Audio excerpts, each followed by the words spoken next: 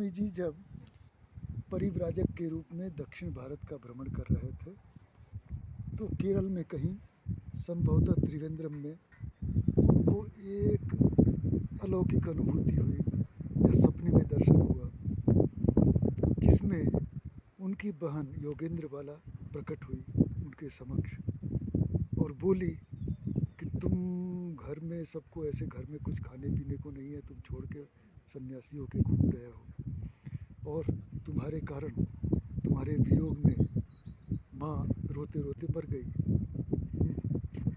और करके वो अंतर्ध्यान हो गई उनकी बहन, जिसका देहांत हो चुका था पहले।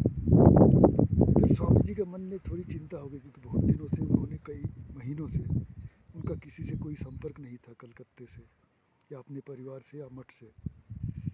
तो जब करीब 20-25 दिन के बाद स्वामी जी मद्रास पहुँचे तो उस समय भी उनके मन में चिंता चल रही थी माँ के बारे में।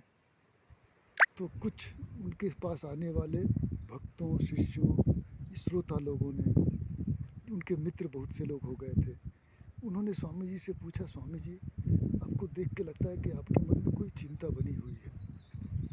तो स्वामी जी ने कहा कि हाँ, मेरे मन में चिंता बनी हुई है कि मैं अपनी माँ को छोड़ के, भाइयों को छोड़ के चला आया, पता नहीं वो लोग कैसे होंगे, मैंने ज़्यादा पूरी सूचना नहीं ली, तो थोड़ी चिंता इसलिए हो रही है। तो वो लोग बोले कि चलिए हम आपको एक तांत्रिक के पास ले चलते हैं, तांत्रिक वो आपको बता देगा कि कैसी हालत है, कैसी तबीयत है आपकी माता जी।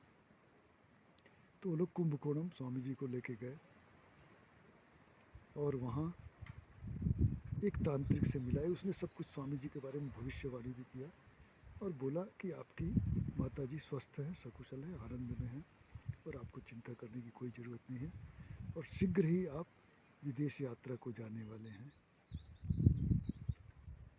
तो उसके बाद स्वामी जी की चिंता दूर हो गई और जगह से, अन्यत्र से भी समाचार आ गया कि उनकी माँ की तबीयत ठीक है, सब लोग प्रसन्न हैं।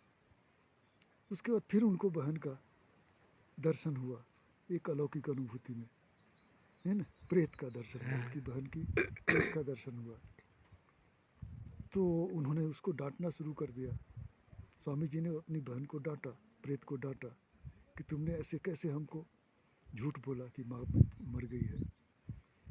तो उसने कहा कि मैं आत्महत्या करने के कारण प्रेत होके मैं भटक रही हूँ, तो मेरे को अकेले बहुत कष्ट होता है, तो मैंने सोचा था कि तुम हमारे भैया हमसे बहुत प्यार करते हो, है ना, तो ये खबर सुन के तुम भी आत्महत्या कर लोगे तो हमको साथी मिल जाएगा।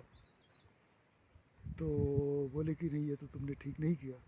तो बोले कि मैं बहुत ही कष्ट में हूँ, है ना, कैसे ही मेरी सहायता करो। तो स्वामी जी ने कहा ठीक है, मैं तुमको मुक्त कर दूंगा, प्रेत योनि से मुक्त कर दूंगा। उसके बाद स्वामी जी एक दिन समुद्र के किनारे गए मद्रास के पास और वहाँ बालू से पिंड दान किया अपनी बहन को। उसके बाद उनकी प्रेत आत्मा फिर कभी दोबारा नहीं दिखाई दी। बहुत अच्छा ठीक है, है। ओके।